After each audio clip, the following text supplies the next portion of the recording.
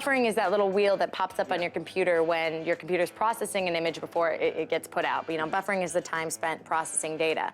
And or the frustrating time for everyone else. It is. It can be a very frustrating time. Exactly. What is this little circle? Why is it here? Yeah. So for me, buffering is basically, it's the time I've spent processing the data of my life, so I'm ready to leave the childhood version of myself and enter into adulthood.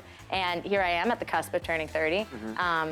And it seems like the right time to become the next stage of who I want to be. I mean, so is it sort of like literally and proverbially, you wrote this book to sort of close one chapter and open another? Yeah, truly, yeah, I did. I've been very fortunate in that I have put a lot of, I guess fortunate's the wrong word, I put a lot of time and energy into restoring my mental health to a place where I think it would be better for me to function on like a daily basis.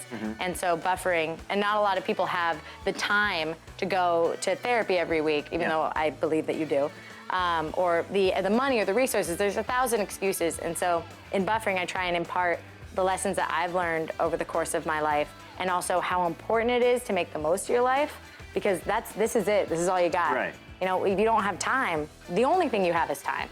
Did you find any of it tough to put down on your fingers to keyboard, so to speak? Any tough things to put down on paper to share with people like this? Yeah, absolutely. There's a great quote that says, if you're not terrified, you're not writing the truth. Yeah. And so I feel like that you know, is accurate.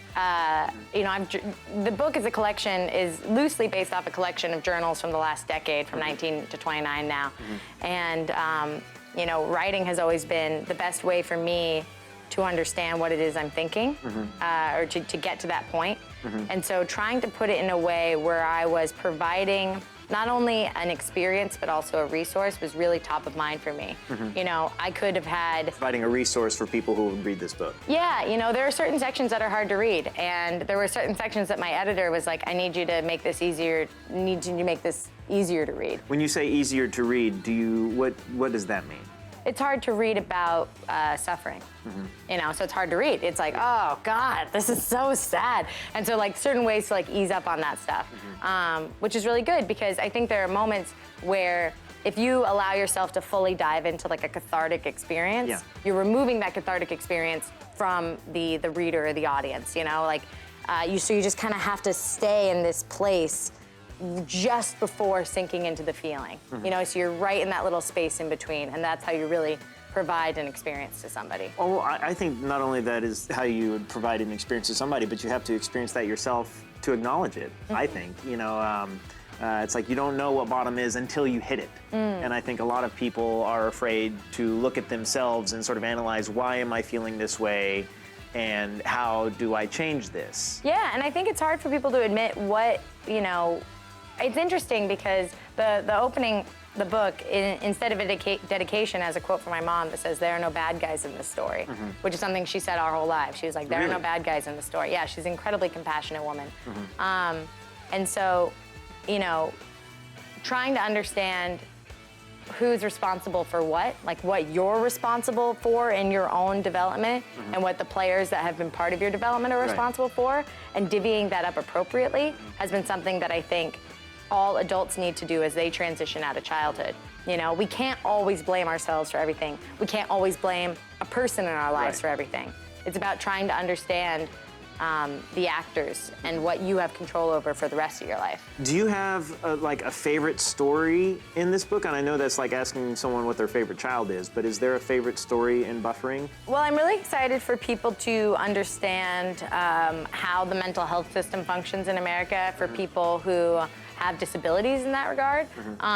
You know, a big aspect of this book is the process of trying to keep my mother from becoming homeless again. And why it is that people who are non-violent, that suffer from delusions or psychosis, you know, which is like delusions of the mind, auditory, visual, they don't function in the same reality we do. Unfortunately, our society has no place for them. If they're violent, they go to jail. If they're non-violent, they get to die outside. And people are like, what? That sounds horrible. And I'm like, yes.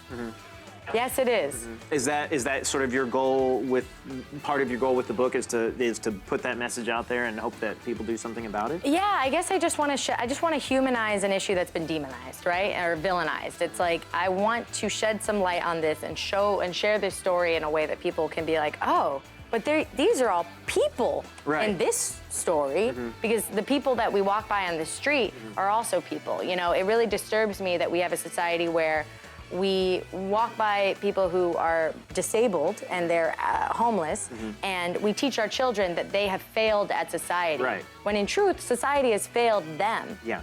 We have no place for them. Goes back to there's no bad guys in this story. There's no bad guys. Yeah.